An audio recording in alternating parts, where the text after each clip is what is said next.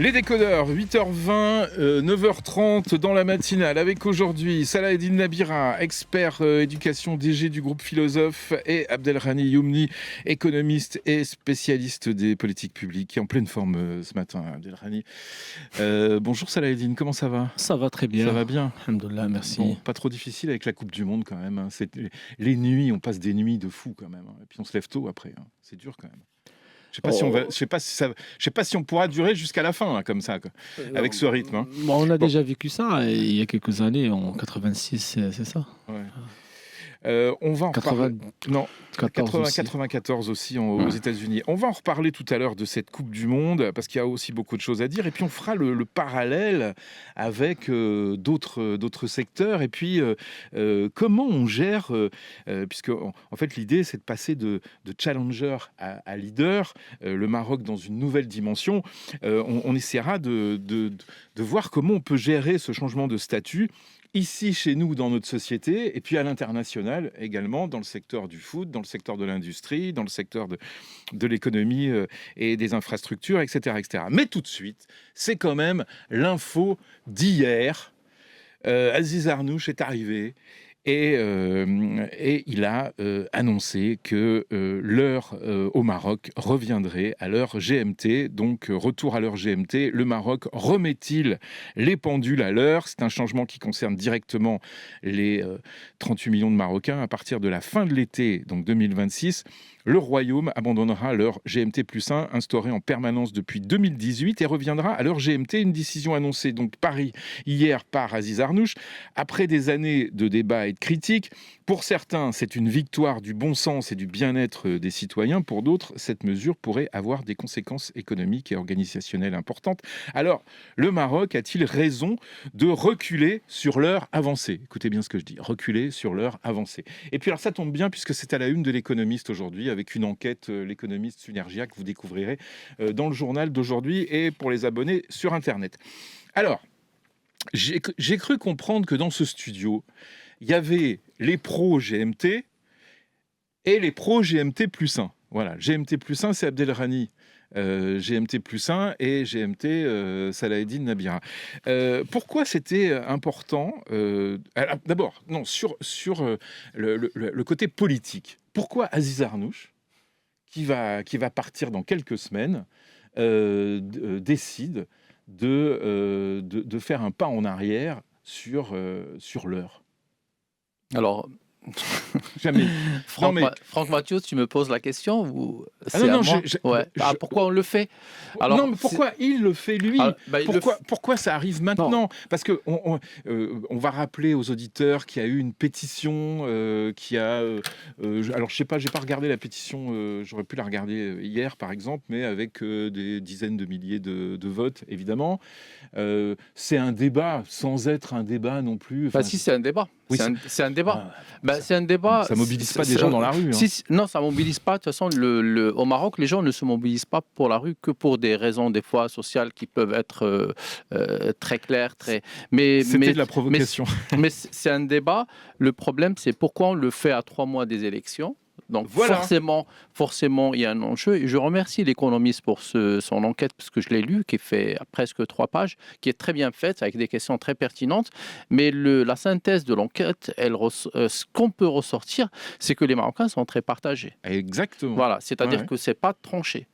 Donc maintenant, moi, je suis... En fait, il y a un dilemme, choisir le confort ou choisir notre ancrage et notre connectivité économique avec l'Europe. Moi, je choisirais notre ancrage et notre connectivité avec l'Europe, parce que j'ai l'exemple de 2 pays, de l'Égypte et de l'Algérie, qui ont décidé d'un week-end le vendredi et le samedi. Ça veut dire que vous perdez 30% de la semaine. Vous perdez vendredi, samedi, dimanche, parce que vous êtes le samedi, dimanche, c'est le week-end international. Vous prenez le vendredi. Il y avait même le jeudi en Algérie. Donc, ça faisait perdre 4 jours. Donc, est-ce qu'on choisit la voie de la productivité et du développement dans notre pays, ou on choisit le confort et dormir plus ? Et moi, personnellement, je ne suis même pas partagé. Pour moi, je pense qu'on était très bien. C'est sûr qu'il y avait un effort à faire, mais il y avait un gain sur l'énergie, il y avait un gain sur la connectivité économique, il y a un gain sur notre connectivité industrielle sur nos secteurs automobiles, aéronautiques, avec l'Europe, sur tout ce qu'on fait pour ce pays. Aujourd'hui, si on veut dormir plus et se reposer plus et avoir plus de sécurité à 6 heures du matin, moi, j'ai pas de souci. Mais je suis très, très, très partagé et plutôt favorable à ce qu'on avait pendant ces 3 années, depuis 2018, même si c'est compliqué pour des familles, je le sais très bien. Saladin Nabira, franchement, on a oublié l'énergie, là, hein? Non, après, le timing, vous avez raison de poser la question, Franck, par rapport à ça, parce que moi, je ne comprends pas qu'à la fin du mandat, et surtout avec effet d'application différé à l'arrivée du prochain gouvernement. Moi, je pense que c'est très politique, cette décision. Et même si c'est le cas, ou ceux qui l'ont pensé dans ce sens, je pense que c'est mal fait, c'est mal ajusté, parce que ça trompe personne. Ça trompe personne. Et je pense que, vu que ça a aussi fait un enjeu électoral pour certaines parties, donc je pense que vous voulez les tacler et donc balayer cet argument. Mais après, il faudrait voir aussi que si le prochain gouvernement assumerait justement les conséquences de cette décision, comme il pourrait peut-être prendre aussi une décision contraire. Oh bah non. Maintenant, mais bien sûr, mais il n'y a aucune garantie. Mais non. Mais il n'y a aucune garantie. Mais c'est pas possible. Mais pourquoi c'est pas possible, vous Franck? savez très bien que c'est pas possible. On peut pas revenir. Mais pas. Pourquoi? Je sais pas. Ça veut dire qu'on pourrait attendre un exercice et ressortir une étude, etc., qui montre voilà les impacts. Maintenant, après, pour cette histoire d'impact, alors rapidement, parce qu'après on a cette histoire d'impact positif par rapport à l'heure, moi je trouve que c'est très tranché. Moi j'ai vu aussi certaines études qui montrent que finalement, économiquement, on n'en a rien gagné. Après, l'ancrage avec l'Europe, c'est bien, mais le monde ne se limite pas à l'Europe. Ne se limite pas à l'Europe. Il y a d'autres marchés émergents, que ce soit dans le continent, que ce soit moi, aussi... j'aime bien les gens qui disent le monde ne se limite pas à l'Europe. Enfin, c'est quand même... on fait mais quand même beaucoup. Non, on n'a pas le temps. Sur ce point, on fait une c'est pause. Que 65% des échanges commerciaux du Maroc se font avec l'Union européenne. Et qui vont rester. Et qui vont rester. Et qui restent aussi... Non, mais ça veut dire que ça se limite à l'Europe si c'est 2 tiers. Mais ça, c'est les marchés traditionnels et on est en train de se développer sur ça. Pas et quand on passe c'est l'aéronautique, les périodes Ramadan, etc. On fait une pause, messieurs. On fait une pause. On revient sur ce débat passionné. Évidemment, on parle de l'heure. Après la pub et les infos. Alors, les décodeurs jusqu'à 9h30 avec Saladin Nabira aujourd'hui et Abdelrani Youmni. Vous êtes en pleine forme, messieurs. On parlait de ce qu'a annoncé Aziz Arnouch. D'ailleurs, Aziz Arnouch annonce ça à quelques semaines des élections. C'est comme si Emmanuel Macron annonçait une hausse du SMIC en France à 2400 €. Je ne sais pas. Est-ce qu'il veut lui aussi revenir sur sa décision d'arrêter la vie politique ou pas et se représenter aux élections? Non, je plaisante. Non, je pense pas. Non. Alors, je rappelle aux auditeurs qui arrivent et ceux qui étaient déjà là tout à l'heure qu'il y a la team GMT +1 avec Abdelrani Youmni et la team GMT avec Saladin Nabira.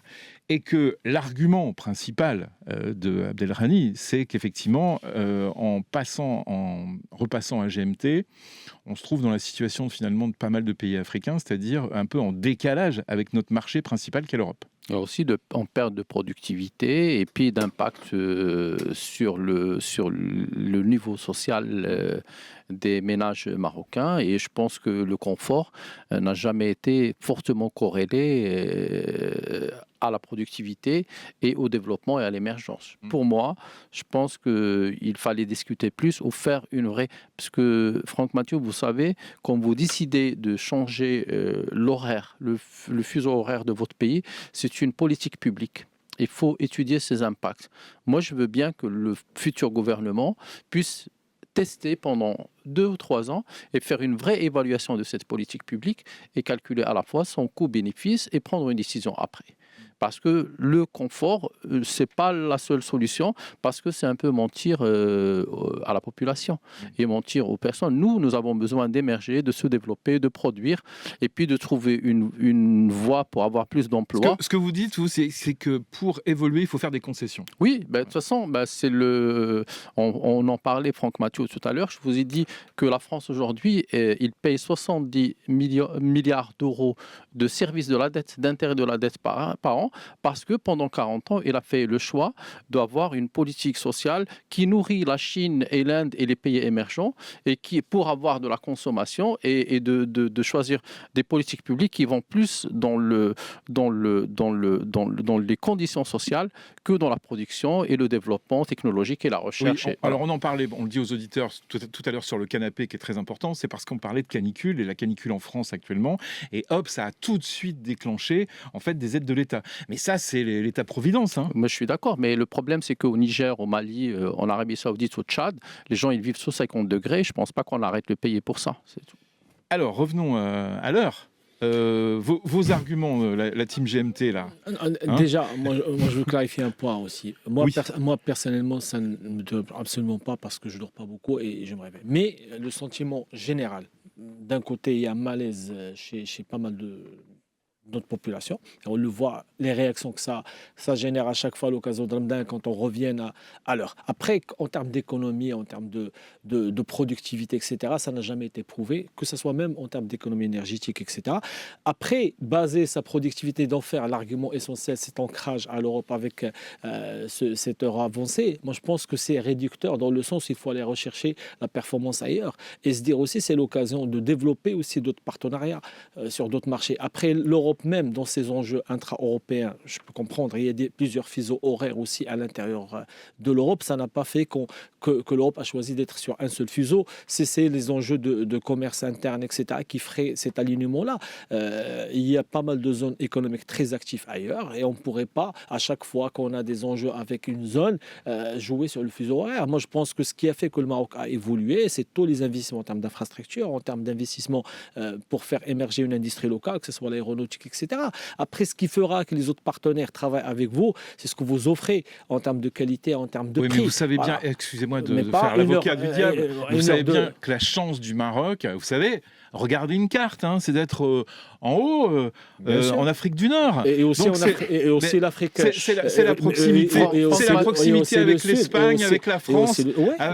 C'est-à-dire que quelqu'un qui fait du business, et moi j'ai des amis qui font du business aussi bien aux États-Unis qu'en Asie, ça les gêne pas de travailler la nuit H24, etc., et d'avoir des. Le problème, c'est qu'ils n'ont pas leurs clients au téléphone quand ils travaillent. Mais il y a plein d'usines qui tournent. Il y a plein d'usines qui tournent H24 en plusieurs équipes. Non, Mathieu, je vais donner juste un chiffre à Saladin. Je vais dire, il y a eu tout un échange Maroc-Sénégal après la Coupe d'Afrique. Ouais.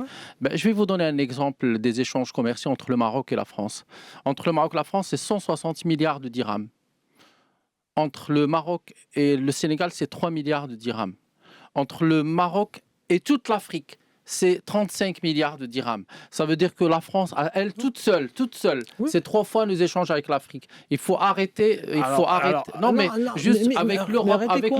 Avec l'Europe, 65% de nos échanges commerciaux, c'est avec l'Union européenne. Parce qu'il y a une question de géographie.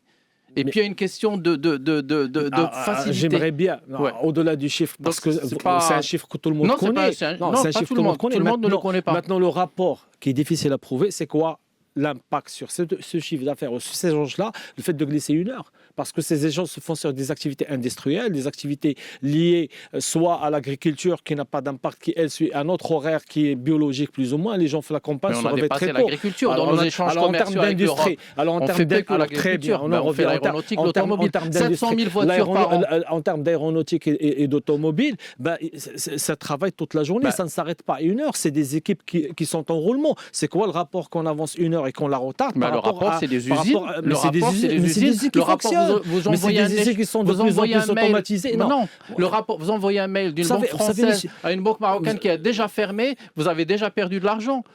Mais il faut arrêter. De toute façon, tous les pays qui ont choisi l'État-providence... Excusez-moi, c'est pas l'État-providence, là. C'est pas la France. Vous avez bien fait de le rappeler, c'est pas la France, c'est pas l'État-providence.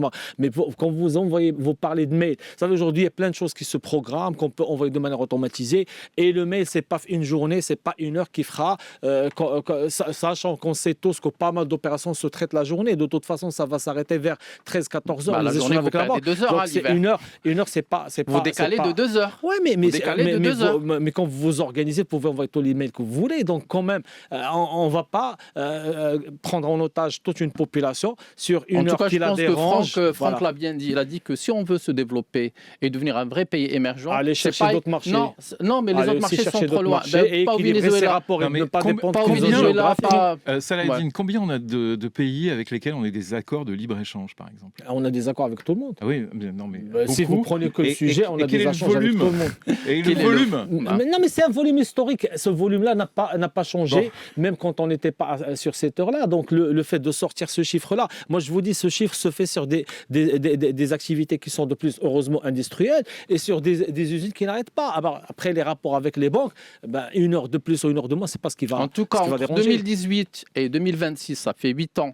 Nous l'avons fait et nous avons des résultats très probants sur le Maroc. Parce qu'il y a eu d'autres investissements, il n'y a pas que mais nous avons des résultats probants sur le Maroc d'aujourd'hui. Moi, j'aimerais bien que vous nous faites une étude on le fera dans 3 ans. Qui montre ce rapport-là parce que personne n'a été capable de le montrer. Mais il ne faut pas que ce soit hypocrite et opportuniste sur le plan politique, comme ce qu'on vient de faire là, à 3 mois des élections. Moi, je vous dis aujourd'hui, personnellement, moi, ça ne me dérange pas. Moi, j'aimerais bien qu'on reste sur cette heure-là. Maintenant que vous êtes bien affûté, on va passer peut-être aux autres sujets. Je voulais signaler qu'il y a une enquête dans l'Économiste d'aujourd'hui, l'enquête Synergie à l'Économiste là-dessus, sur ce retour à GMT avec plein d'infos intéressantes. Vous pouvez le retrouver dans le quotidien d'aujourd'hui et si vous êtes abonné sur le site L'Économiste. On passe maintenant à un sujet dont on parle souvent dans cette émission depuis quelques mois et encore plus là depuis la Coupe du Monde et puis finalement de ce match Brésil-Maroc, parce que pendant ce match Brésil-Maroc, on s'est rendu compte de quoi? On s'est rendu compte qu'on n'était plus une surprise, un petit cadeau bonus. On s'est rendu compte qu'on était passé à une autre dimension. On est une équipe sur laquelle maintenant il va falloir compter. On a des bases solides, même si on peut encore en discuter dans le 3e match, mais est-ce que c'était vraiment discutable d'ailleurs? Bref. On est en train de changer de catégorie. Alors, ce sujet, il est assez intéressant parce qu'on change de catégorie au foot, on change de catégorie, on le sait bien, dans notre perception de l'économie, dans l'industrie, dans nos infrastructures. On va co-organiser une Coupe du Monde en 2030. Et ce n'est pas tous les pays qui vont co-organiser une Coupe du Monde et qui co-organisent une Coupe du Monde dans leur histoire d'ailleurs. Donc on va passer du challenger au leader, le Maroc dans une nouvelle dimension. Moi j'aimerais, d'abord c'est vrai, la perception Abdelrahmani de tout ça, c'est pas qu'une perception, c'est la réalité. Moi je dirais qu'on est passé on est 3 phases. D'abord outsider, et puis challenger, et aujourd'hui leader. Et je pense qu'on ne peut pas décorréler le football. Moi, j'avais pas confiance en cette géopolitique du foot, mais malheureusement, aujourd'hui, j'en suis convaincu. C'est que j'ai vu que le Maroc, quand il est passé à la demi-finale de la Coupe du Monde au Qatar, et l'image que le supporter marocain a donné, mais que le Maroc a donné, que l'équipe du Maroc, et puis une autre image de pays très avancée culturellement et aussi sur le plan du civisme, c'est celle de la finale de la Coupe d'Afrique où il n'y a pas eu d'incident côté marocain. Je crois qu'il y a quelque chose qui a changé et que cette géopolitique du football, qu'on aime, qu'on n'aime pas le football, elle est là. Le nombre de touristes au Maroc a augmenté de 25% depuis la demi-finale de Qatar. Et ça, les chiffres, ils le disent. Et donc aujourd'hui, oui, on ne peut pas décorréler le football de l'économie, de l'émergence, du développement des infrastructures. Il y a beaucoup de Marocains qui ont critiqué les investissements sur le football et que c'est lié, les 500 milliards, les 50 milliards de dollars. Moi, je n'ai jamais critiqué, j'ai dit que si on fait cette Coupe du Monde et on ne la gagne pas, et même de toute façon, on gagnerait des infrastructures que beaucoup de pays, même au Canada, parce que j'étais ici du Canada, à Montréal, où il y a des trous, que nous avons aujourd'hui un pays où il y a des infrastructures portuaires, aéroportuaires, routières, maritimes, et tout ça fait qu'aujourd'hui, nous sommes une plateforme à la fois industrielle, plateforme touristique, et je pense que de développer le foot, c'est pas une surprise. Et moi, je suis pas contre, parce que c'est la religion du XXIe siècle, pour moi. Salah Eddine, comment on fait pour gérer ce changement de statut? Parce qu'il y a deux choses. Il y a la vision qu'on a du Maroc à l'international et il y a ce changement de statut à l'intérieur même de notre société. En fait, moi, ce que j'apprécie dans ce en termes d'ambition générale nationale, ça veut dire que le foot a été le premier indicateur ou le premier domaine où le Maroc a pu justement s'installer dans la table des grands, non seulement par ses résultats, mais aussi par l'organisation de la dernière Coupe d'Afrique et surtout le test grandeur nature des terrains qui sont faits par des entreprises marocaines à 100% et dans un temps record. On se rappelle encore une fois de la débâcle de l'ancienne Coupe du Monde, des clubs où on avait justement des terrains qui n'étaient pas du tout au niveau, pourtant faits par des sociétés étrangères. Là, c'est des entreprises marocaines et juste après, ces entreprises ont pu aussi prendre des chantiers plus grands, que ce soit l'aéroport et l'extension, etc. Ça veut dire que c'est tellement de confiance dans la capacité du savoir-faire marocain. C'est-à-dire, pour une fois, on ne base pas justement l'argumentaire sur des éléments basiques, etc., de coûts, etc., mais sur la capacité, que ce soit organisationnelle. On le voit aussi sur le plan sécuritaire, sur le plan pas mal de choses, qu'on fait appel aussi aux compétences marocaines pour pouvoir justement apporter leur savoir-faire. Et cette transformation d'abord mentale, parce que c'est de ça qu'il s'agit aujourd'hui. Il faut que le Marocain croit en son potentiel. Ouais. Et c'est ce qui fait qu'on a cet élément de confiance, qui fait que, d'autant plus dans cette édition, j'espère que le parcours sera aussi brillant qu'en 2022, via la phase de la confirmation. Vous avez cité le match face au Brésil et qu'on voit des réactions genre Marocain pas content d'un match nul. Et c'est ça, moi je pense, et sur cet aspect-là, on ne peut que remercier Zama, quoi qu'il soit, Walid El-Galaghi, qui a porté, quoi qu'on l'a beaucoup critiqué après, mais qui a porté en lui cette confiance dans la capacité marocaine. Moi je pense que c'est un élément très très important et il faudrait capitaliser dessus. Après, c'est vrai qu'aujourd'hui, il y a ces impacts directs, que ce soit en termes de tourisme, en termes d'image. Mais moi, ce que j'aimerais bien, et on le voit aussi même dans la mentalité de la nouvelle génération d'entrepreneurs marocains qui sont ambitieux, qui commencent aussi à faire pas mal d'acquisitions d'entreprises. Ça, c'est pas très médiatisé, mais il y a pas mal de groupes aussi marocains aujourd'hui qui commencent à prendre part et acheter des boîtes étrangères. En termes aussi, je fais aussi le parallèle, en termes d'éducation, ça commence à évoluer. Et le Maroc aussi est cité en termes d'exemple dans pas mal de zones. Après, accompagner tout cela, et ça, l'enjeu des prochaines élections, pour pouvoir avoir enfin un gouvernement qui est efficace et qui est prêt justement à accompagner cette vague en mettant les conditions nécessaires pour une vraie relance de l'investissement de l'initiative privée. Mais justement, alors, dans ce rapport entre le gouvernement, entre l'institution politique et les Marocains, comment on fait quand on dirige ce pays politiquement, hein, je parle de ça, hein, du gouvernement en fait, pour rendre les Marocains fiers d'avoir une équipe de foot comme ça, fiers de pouvoir construire des stades qui sont magnifiques. On voit d'autres pays avec des stades qui sont beaucoup moins de bonne qualité. Et puis, rendre fiers les Marocains aussi de produire des voitures qui vont inonder le marché européen et mondial. Construire des avions, etc., etc. Est-ce que l'information, elle passe bien? Est-ce qu'on prend les bonnes méthodes pour dire voilà ce qu'on fait dans ce pays? Merci Franck. C'est vraiment une excellente lecture et puis c'est une question piège. Alors déjà, je pense que les Marocains, moi j'ai dit il y a 5-6 ans une expression dans une autre chaîne, que le Maroc ne rentre pas dans l'histoire, il y retourne. Parce que c'est une vieille nation. Alors aujourd'hui, nous avons la nation, elle est cimentée autour de sa devise. La patrie, le roi, la nation. Mais par contre, il y a une fracture immense entre les Marocains et la politique et leurs gouvernants. La fracture, elle est presque totale. Il n'y a pas de confiance des Marocains, jeunes et moins jeunes, envers ceux qui dirigent le gouvernement. Mais il y a une grande fierté de tout ce qui se produit au Maroc et les Marocains lisent tout ça à travers les chantiers royaux et les décisions de Sa Majesté. Donc il y a ce problème. Nous avons besoin, moi je pense, vous avez parlé des élections, de gouvernements plus forts, de régions beaucoup plus courageuses qui vont conjuguer deux choses, l'exigence et l'ambition. Parce que je pense qu'une qualité des Marocains, quel qu'il soit lettré ou pas lettré, c'est que c'est un peuple qui est exigeant et ambitieux. exigeant et ambitieux. On le voit sur le foot. Rapidement, un coach peut être critiqué. Et je trouve que c'est tout à fait normal. S'il n'y a pas de résultat, on ne va pas dire amen à tout.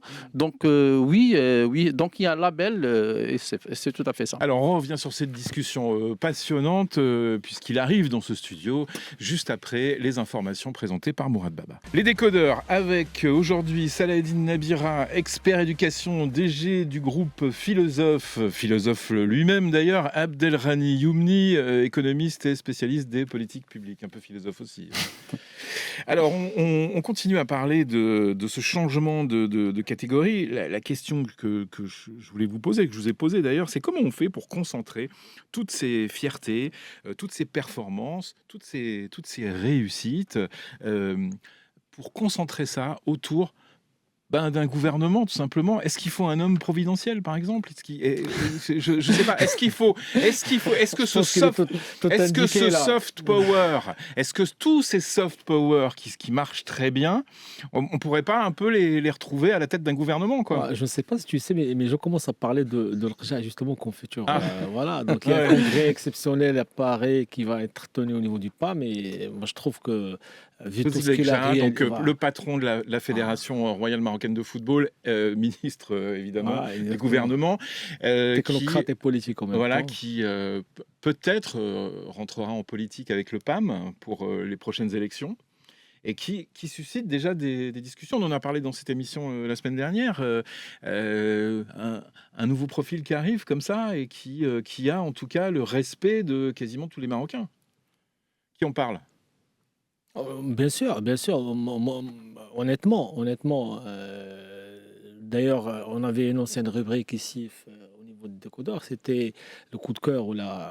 Parmi les rares personnes pour moi, à côté aussi de Tarab, de ce qu'il fait à l'OCP, c'était les rares personnes qui, pendant ces dernières années, ont tenu pas mal de leurs promesses. Moi, je trouve que, quoi que c'est un technocrate, mais à chaque fois, ces passages, que ce soit au Parlement, que ce soit dans certains médias, moi, je trouve que c'est un bon politique. De réussir là où il réussit, justement au niveau de la CAF et au niveau de la FIFA, pouvoir s'imposer et d'être dans les cercles de décision, ça montre toutes ses qualités relationnelles, sa capacité aussi à développer des réseaux. Moi, je trouve aussi qu'en termes de recettes fiscales, qui ont connu beaucoup de croissance, qu'en termes même d'infrastructures, de la tenue de la raison de grands chantiers.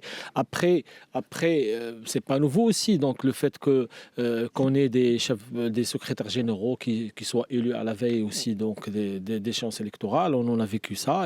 Et si ça promet un bon résultat, ce que j'en doute pas. Personnellement, moi, j'aimerais bien qu'il soit à la tête du gouvernement pour les prochaines échéances qui sont très capitales, pour pouvoir justement franchir, accélérer donc, sur un certain nombre de chantiers.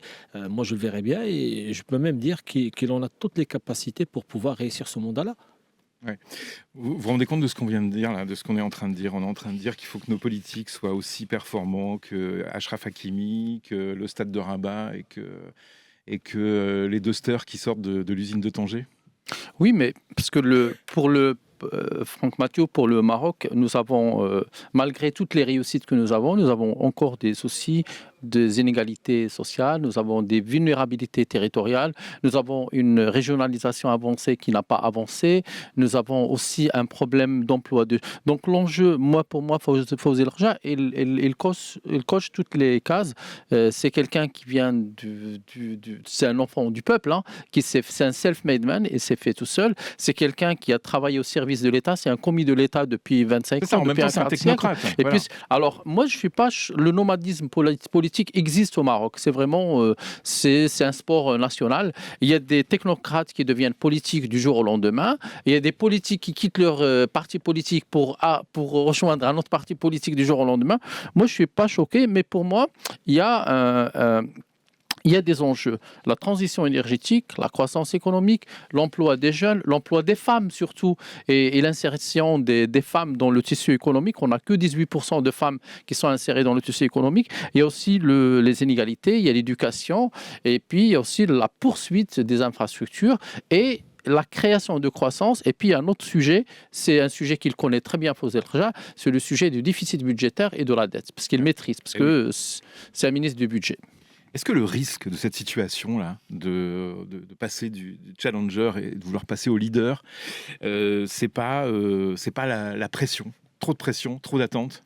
De toute façon, la pression des problèmes qu'on vient de citer est encore plus importante, de ces inégalités sociales, de l'emploi des jeunes, etc., diplômés encore plus, des femmes et tout ça. Moi, je pense qu'il n'y a pas plus grande pression que cela. Après, à un moment, il faudrait franchir ce cap-là. Donc, et pour dire que c'est pas anodin, donc on le ressent quand on voyage à l'étranger, de plus en plus, même dans des grandes capitales européennes, on a cette impression qu'il y a une vraie évolution qui s'est installée dans les 20 dernières années. Et aujourd'hui, il faudrait vraiment accélérer, appuyer sur l'accélérateur parce qu'il y a des opportunités et que le Maroc pourrait gagner énormément de points de croissance. Et c'est pour ça qu'il faudrait avoir les hommes capables de gérer donc la prochaine étape. Et moi, je pense que à côté de la technicité, donc là, il y a un potentiel même d'hommes politiques et comme vient de le dire Abdelrahmani, donc comité d'État aussi. Donc moi, je pense que, d'ailleurs, moi, j'en rêve, on en parle à chaque fois, de voir aussi parlons des écoles, des missions marocaines à l'étranger, parce que quand on voit toute cette diaspora de 5e, 6e génération, quand je vois ces petits jeunes nés aux États-Unis avec leurs grands-parents et qui ont pris le temps d'apprendre l'hymne national, et qui la chantent, qui la scandent et qui sont là pour... Moi, je pense qu'il y a aussi ce potentiel-là de créer cette vraie connexion, enfin, avec tous les Marocains à l'étranger qui ont réussi dans pas mal de domaines et pouvoir aussi capitaliser sur et les Marocains à l'étranger, qu'est-ce qui symbolise le mieux les Marocains à l'étranger? C'est notre équipe de football. Exactement. Et voilà, on fait une pause d'1 minute, on se retrouve juste après. Codeur, jusqu'à 9h30. Alors là, j'ai un cruel dilemme, parce que on a trop de sujets. On a trop de sujets, messieurs. Donc, est-ce qu'on parle des accords États-Unis-Iran, la fin de la guerre, le début des affaires, ou est-ce qu'on passe directement aux relations entre... Bon, c'est vrai qu'on a commencé à en parler tout à l'heure avec le GMT+1, mais les relations France-Maroc avec le nouveau traité, et puis peut-être cette nouvelle façon de communiquer avec la France que nous avons. Je ne sais pas, c'est vous qui choisissez, comme vous voulez, Salah Eddine. Je pense que vu qu'on a Abdelrahmani et le sujet avec la France. On y va sur la France. L'homme clé pour... Abdelrahmani, on parle de ce sujet-là parce que la France et le Maroc travaillent actuellement depuis quelques mois à la signature d'un nouveau traité d'amitié stratégique. Comment on est arrivé à penser d'abord à ce traité d'amitié stratégique? Déjà, est-ce que c'est une lubie de Français qui adorent le Maroc, du monde de la politique, du business, etc., qui se sont dit qu'il fallait rapprocher les deux pays, ou est-ce que c'est quelque chose qui est de la pure diplomatie? Comment c'est arrivé ça? Déjà, on avait le sujet États-Unis-Iran ou France-Maroc. Et vous avez choisi France-Maroc. Et je pense que ça va avec la discussion qu'on a eue au début. C'est qu'il y a un changement de logiciel aujourd'hui. C'est le Maroc qui a imposé ce changement de logiciel. Et je pense que l'Union européenne, mais la France aussi, vont dans ce sens parce que le Maroc a changé. Et pour aller dans votre sens, Franck Mathieu, c'est qu'aujourd'hui, pour le Maroc, le traité d'amitié qui va être signé au mois d'octobre, octobre-novembre, il remplace l'accord de la Celle-Saint-Cloud du 6 novembre 1955, c'est-à-dire de la fin du protectorat. Ça, c'est un symbole, c'est un signe. D'abord, il y a la reconnaissance de la marocanité du Sahara et aujourd'hui de sortir d'une histoire qui était une histoire d'indépendance dans l'interdépendance. Oui, justement oui. Un petit peu d'histoire. Il y avait quoi dans ce premier accord Dans ce premier accord, c'était la fin du protectorat, mais en même temps la continuité d'une dépendance du Maroc sur le plan économique, sur le plan bancaire, sur le plan financier, sur le plan de l'éducation de la France. Aujourd'hui, il y a un traité d'amitié qui va reconnaître une relation composite entre la France et le Maroc et vraiment d'interdépendance tous les deux. C'est-à-dire que le Maroc est indépendant, la France est indépendante et en même temps il y a une relation que de business, mais pas que... Il n'y a pas de dominant. Non, il n'y a pas de dominant, il n'y a pas de dominé, il n'y a pas de dominant, il n'y a pas de dominé. C'est un terme qu'on utilise beaucoup en économie industrielle, mais il faut regarder les 4 piliers du projet. C'est-à-dire ce traité d'amitié, il y a 4 piliers. Il y a un pilier économie et industrie. Avant, il y avait qu'économie. C'est industrie, c'est qu'il y a co-industrialisation, il y a recherche et développement, et aussi des projets de transfert de technologie. Il y a le deuxième pilier, c'est un pilier culture. Donc la francophonie, mais aussi une ambition d'éducation et d'échange et de mobilité. Et puis un troisième pilier, donc c'est un pilier défense et sécurité. C'est très important avec ce qui se passe au Sahel derrière le Maroc. Et puis un pilier sur lequel vous avez parlé et qui va plus dans les 30 ou 40 ou 50 ans, comme monsieur l'ambassadeur Philippe Lalliot a bien répété dans une allocution qu'il a fait devant nous. Il nous a dit aujourd'hui qu'il faut qu'on regarde vers l'avenir. Donc, il y a un aspect géostratégique du Maroc, Méditerranée, monde arabe, Oui. Afrique, et le Maroc est au centre. Et c'est plus un hub, c'est un lieu de passage obligatoire. Je pense qu'il y a quelque chose qui est en train de se construire entre les deux rives, entre l'Europe avec la France et l'Espagne peut-être, et le Maroc et le continent africain. Saladin, là-dessus? Exactement, c'est un nouveau regard sur un partenaire qui a toujours Oui. existé et qui continue à exister. D'autant plus important quand on voit aussi ce qui se passe aujourd'hui dans le monde, que ce soit le cas du conflit entre justement de l'Iran, et même la France et l'Europe ont vu comment leurs alliés occidentaux, que ce soit les États-Unis, se sont comportés. Et je pense qu'ils ont compris aussi que ça serait bien de reprendre justement avec de bons termes ces rapports avec justement le Sud, que ce soit le Maroc, que ce soit d'autres pays africains, et que réellement c'est le vrai prolongement géostratégique même de la France, mais avec un nouveau regard. Un nouveau regard, surtout que les dernières années, il y a eu pas mal d'incidents donc, sur le mandat Macron, sur pas mal de pays, et que peut-être vient d'un regard qui était un peu plus ou moins arrogant, et qu'il faudrait peut-être changer. Aujourd'hui, ça veut dire que, d'ailleurs, on en parle dernièrement aussi, l'occasion de la CAN, tout le monde dit que derrière ce qui s'est passé avec le Sénégal et d'autres pays, qu'il y a eu d'autres interventions donc indirectes de certaines forces qui voyaient mal justement ce positionnement du Maroc sur l'Afrique. Moi, je pense qu'aujourd'hui, c'est une excellente chose parce qu'il y a tellement de choses qui nous lient et qui nous relié avec la France, qu'on ne peut pas renier, et que c'est une vraie force pour les deux pays. Donc, mais il faut voir ce regard équilibré et surtout accepter d'agir en tant que partenaire. Moi, je pense que c'est une excellente chose et on a tout à gagner, et surtout sur certains domaines de coopération, notamment défense et militaire et sécurité. Je pense qu'aujourd'hui, on le comprend de plus en plus de manière évidente, qu'on est embarqué presque dans la même destinée, qu'il faudrait peut-être agir en conséquence pour préserver l'équilibre de la zone méditerranéenne en général. Alors, moi, je suis assez d'accord avec Saladin, et ça va pas vous plaire, Abdelrani, mais je pense qu'il y avait une certaine arrogance de la France depuis des années. Et peut-être que le tournant est là où on s'est peut-être rendu compte que les choses avaient changé, qu'il y avait une nouvelle stratégie. C'est, alors, j'ai plus en tête là, quel était l'événement, mais le dernier événement organisé par la France en Afrique avec Emmanuel Macron, où le discours était plus le même par rapport à l'Afrique, où le positionnement était finalement sur les 4 points que vous avez évoqués pour d'autres pays africains. Pourquoi ça arrive maintenant, ça? Je veux dire, à la fin du mandat d'Emmanuel Macron, alors qu'on sait bien tous les deux qu'il avait envie de faire ça depuis longtemps. Est-ce qu'il lui fallait du temps pour ça? Est-ce que la conjoncture n'était pas la bonne? Est-ce qu'il y avait toujours cette je ne vais pas donner le qualificatif que je voulais utiliser, mais est-ce qu'il y avait toujours cette France-Afrique qui était là, qui planait toujours, y compris d'ailleurs dans les relations avec le Maroc? Est-ce qu'il y avait toujours... Il y avait quelque chose? Pourquoi ça arrive maintenant? Vous connaissez bien la France, vous? Ça me plaît, hein. Pourquoi ça ne me plairait pas? Ça me plaît, je suis aligné avec Saladin, je suis aligné avec vous sur cette arrogance qui a existé à travers la France, Nicolas Sarkozy, même Macron, dans son discours au Burkina Faso, où il demande au président de la République du Burkina d'aller chercher le climatiseur ou d'aller l'allumer. Et donc, oui, il y avait des blessures. Il y a des blessures. Et je pense qu'aujourd'hui, c'est la géopolitique qui veut ça. C'est l'arrivée des Chinois et des Russes, c'est la fin du précaré africain de la France. Et aujourd'hui, il faut reconstruire une autre relation avec le continent africain francophone et anglophone. Et ça ne peut passer que par un laboratoire. Le laboratoire, c'est le Maroc. L'histoire du Maroc avec le continent africain, c'est plus de 400 ans.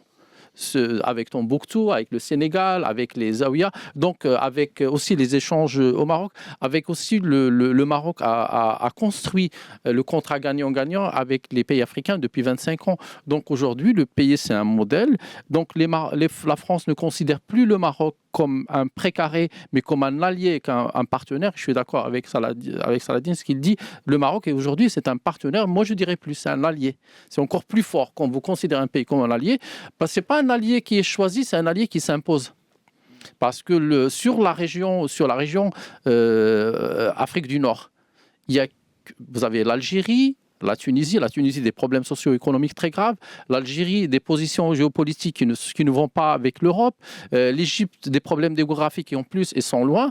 Le seul pays francophone aujourd'hui qui a ce passé francophone, qui a cette culture, qui a cette ambition de développer l'Afrique, de créer une locomotive où il y a un ensemble de pays, c'est le Maroc. Aujourd'hui, le choix du Macron, ce n'est pas un choix anodin.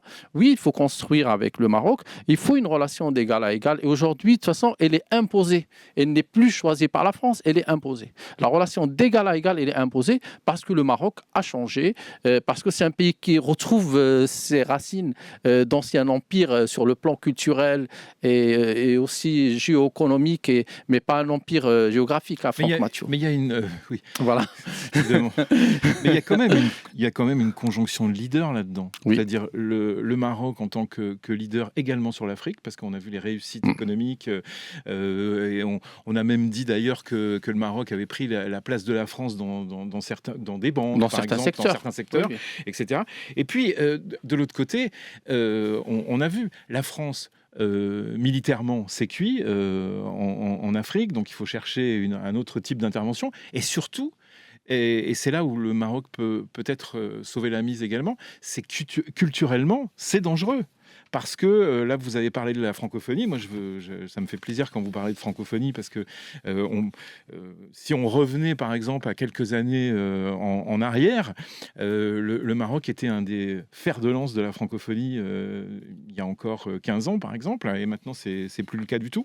Donc, vous êtes d'accord avec ça, Salah Eddine? C'est-à-dire qu'on n'est pas sur... on est sur un partenariat, mais sur un partenariat de leader quand même, et on peut... les deux pays peuvent s'apporter mutuellement beaucoup de choses. Exactement. Donc, je pense que c'est le regard qui doit changer. Donc, des deux côtés, parce qu'il y a cette émancipation marocaine qui est donc confirmée par un certain nombre de réussites, et aussi il y a un certain nombre de débats qu'a connu la France, que ce soit au niveau même africain ou même au niveau mondial. Quand on voit comment ils sont traités des fois aussi avec la même arrogance de l'autre côté de l'Atlantique. Donc, je pense qu'il faudrait se repositionner même par rapport à cet enjeu de la francophonie.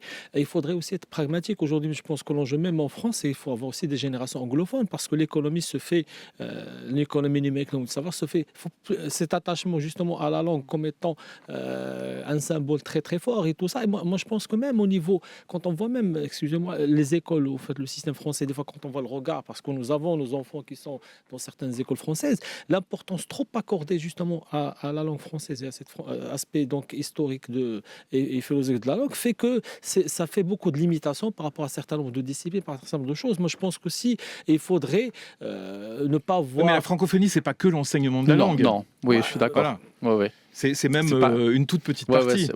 Hein, je veux dire, quand on revient dans les années 80, par exemple, la francophonie nous a donné Khaled, nous a donné tous les grands artistes tous les grands artistes africains. Non, pas du tout. Ah non, pas du tout. J'aimerais bien que vous m'expliquiez. Il n'y aurait jamais eu de Youssou N'Dour, il n'y aurait jamais eu de Khaled, il n'y aurait jamais eu tout le rail français, etc. s'il n'y avait pas eu cet espace francophone. Mais vraiment.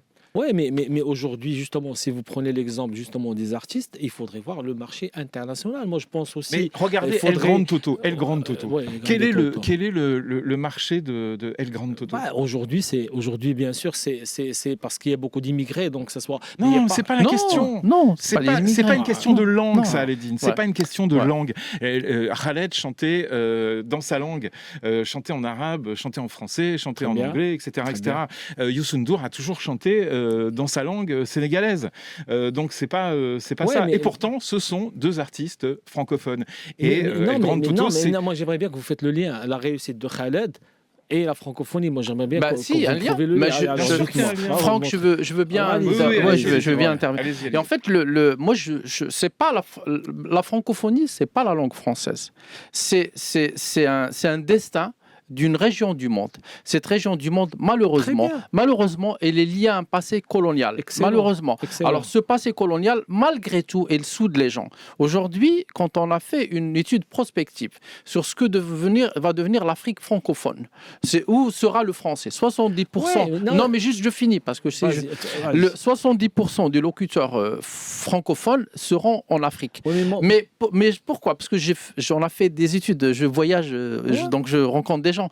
Alors, les études, elles ont montré que les pays francophones, les pays francophones de l'Afrique de l'Ouest ne sont pas capables aujourd'hui de changer de logiciel de langue. Ils vont rester au français. Ouais, et ça, c'est un avantage aux Français. Maintenant, le français, c'est pas que la langue, c'est l'universalité, c'est la fraternité, c'est la communication. Mais je comprends. Mais moi, ma question, vous avez cité, c'est bien, c'est une phase aujourd'hui, elle évolue, mais il y a d'autres chanteurs aussi issus de la diaspora marocaine, que ce soit Mourad ou que ce soit pas mal d'autres qui sont sur des marchés plus grands.